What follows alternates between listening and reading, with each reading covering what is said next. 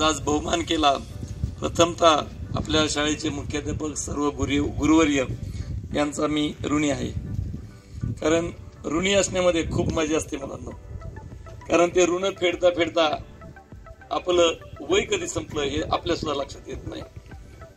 आणि मला इथं येताना खूप आनंद वाटतो, कारण आपला जो जिल्हा नगर जिल्हा आहे, अहिल्यानगर म्हणतो आपण, ही माझी जन्मभूमी आहे, माझी कर्मभूमी पुणे असेल। पाणी आंघोळ तीच नाही तर मला कधी आठवत नाही मी गरम पाणी आंघोळ केलेली, कधीच आठवत नाही। त्याचे फायदे खूप आहेत, कारण अंगावर पुरळ येत नाही, उष्णता होत नाही। मी मुलांना सांगत असतो केस बारीक असले पाहिजेत, त्याचं कारण लक्षात घ्या। बांग पडायला वेळ लागत जात नाही, त्यात डॅन्ड्रफ होत नाही, म्हणजे आपण कोंडा होत नाही म्हणतो। तेल कमी लागतं, साबण कमी लागते, पाणी कमी लागतं आणि कसलं टेन्शन नाही।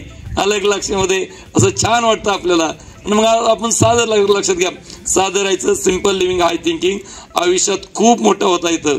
तर म्हणजे खरं सांगायचं हा योगायोग आहे। मी भगवंताची कृपा म्हणेल की काकडे सरांची माझी अवघी 5 मिनिटाची भेट, पण त्यांनी मला कसं शोधलं, मी त्यांच्यातलं काय शोधलं मला माहित नाही। त्याला म्हणतात पहा, ये हृदयची ते हृदय, आलं लक्षामध्ये। आणि त्यांनी माझ्याकडे हट्ट धरला की सर तुम्ही माझ्या शाळेत या, माझ्या शाळेशी बोला। तुम्ही 92 पासून सेवेत आहे, जून 92 पासून सेवेत आहे, तुमची ती अनुभवाची शिदोरी माझ्या मुलांपुढे मांडा। आणि असे मुख्याध्यापक, त्याला मग वाक्य खूप सुंदर आहे, लक्षात घ्या की तुका म्हणे येथे पाहिजे जातीचे येरे गबाळ्याचे काम नाही।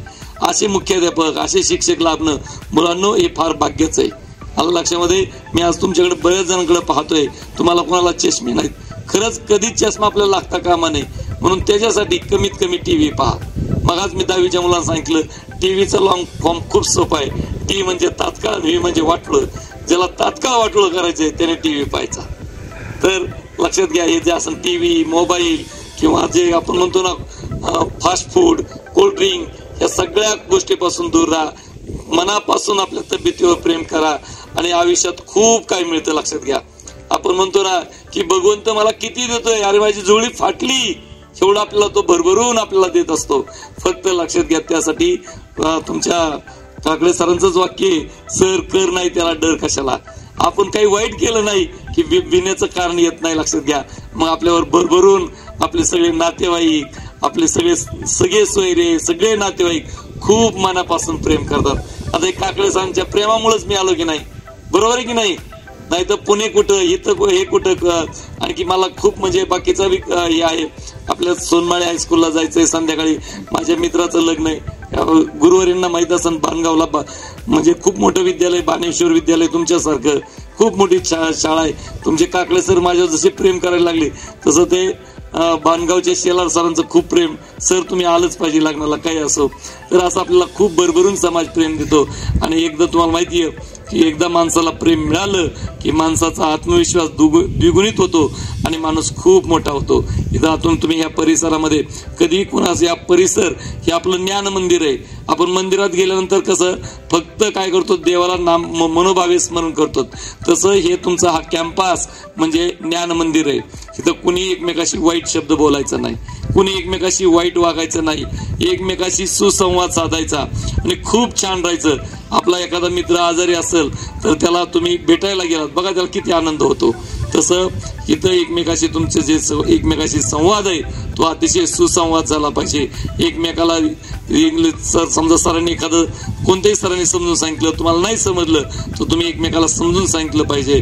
कारण ज्ञान ही गोष्ट अशी आहे, एकमेव धन ज्ञान हे असं आहे की ते तुम्ही एकमेकाला दिल्याने काय होतं, वाढतं।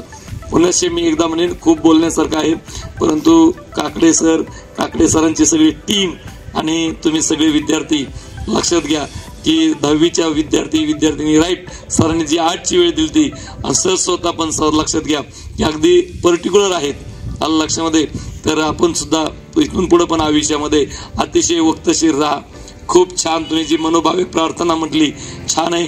एका दिवशी तुम्ही काकडे सरांकच हट्ट धरा, सर आम्ही पसायदान म्हणतो पण ते जे खळाची व्यंकटी सांडो काय म्हटले नेमकं, ज्ञानेश्वर माऊलींना काय म्हणायचंय, त्यांनी वयाच्या कितव्या वर्षी ती ज्ञानेश्वरी लिहिली, ते काय म्हणतात, ओम नमोजी अध्याय वेद प्रतिपाध्याय जय जय सुसंवेद्या आत्मरूपा देवा तूची गणेशू सकलार्थमती प्रकाशू मने निवृत्ती दासू अवघाची जो।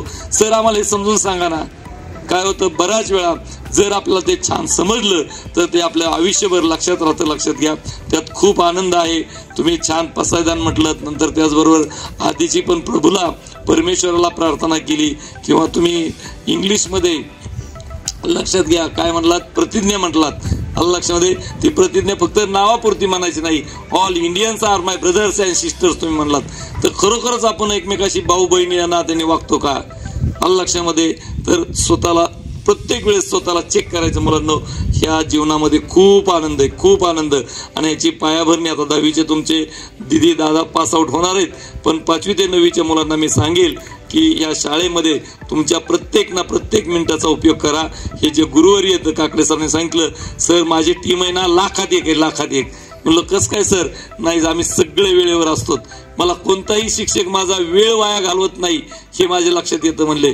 आणि मी माझ्या स्टाफवर, माझ्या विद्यार्थ्यांवर, मी माझ्या विवेकवर जसा प्रेम करतो तसंच या स्टाफवर, माझ्या शाळेवर प्रेम करतो. आणि मुलांनो, जे आता माझं तुमच्या सरांनी खूप कौतुक केलं, मी योगायोगाने त्यांना बोललो की हळगावलाच मी हळगावचा उल्लेख केला त्यांनी. हळगावलाही 18 तारखेला तुमच्यासारखंच व्याख्यान आलतो. तिथं माझे आडसूळ सर मित्र मुख्याध्यापक आहेत, खूप मजा आली तिथं. तुम्ही कसे बसलात तसंच योगायोगाला. तर लक्षात घ्या की आपण करत राहिलो की आपल्याला सुवर्ण संधी प्राप्त होती, आणि त्या संधीचं सोनं कसं करायचं हे सगळं आपल्या हातात असतं. ऊन आहे, कडाक्याचं ऊन आहे, पण आपण शेतकऱ्याची मुलं आहोत. अशा उन्हाला वगैरे घाबरणार का? पण नाही. लक्षात घ्या, या देशाचं नेतृत्व खरं कोण करत असतं तर आपल्या ग्रामीण भागातले मुलं. आणि म्हणून लालबहादूर शास्त्री जे म्हणले होते, जय जवान जय किसान. लक्षात घ्या, त्याचा आणखी असाही अर्थ होतो की जेवढे जवान आहेत तेवढे हे किसानांची मुलं येतं, शेतकऱ्याची मुलं येतं. शेतकऱ्याचाच मुलगा हिंमत करू शकतो सगळं विहिरीत अगदी वरच्या थारातून खाली भरभर याला काय की उतरून खाली तळाला जाण्याचं दुसरी कोणाची हिंमत नाही.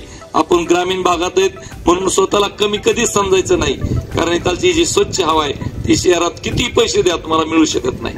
तर लक्षात आलं का? बोर असे मस्तपैकी बोर लागलेले स्वतः तोडून खाण्यातली जी आनंद आहे तो कुठेही मिळू शकत नाही. हुरडा आलाय मस्तपैकी, हुरड्याची आगदी वडिलांना सांगा, बाबा आम्हाला हुरडा खायचा आहे, बघा किती